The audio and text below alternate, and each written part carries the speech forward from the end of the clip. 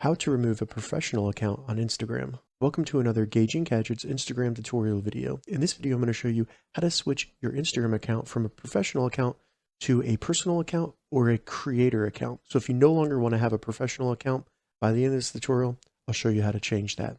And if this video helps you, please consider giving it a like and also subscribing to my channel because that really helps me out. All right, so to get started, the first thing we need to do is simply open up the Instagram app on our iPhone or Android phone and then select your profile icon in the bottom right of the app. Once you've done that, select the three horizontal lines in the top right of the app to open the menu, and then in the menu, select Settings and Privacy at the top.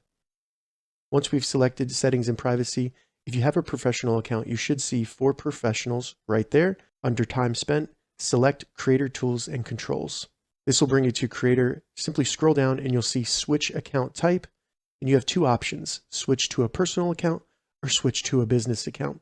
All you need to do is select your desired option, and then all you have to do once you see this is simply select Switch to Personal Account.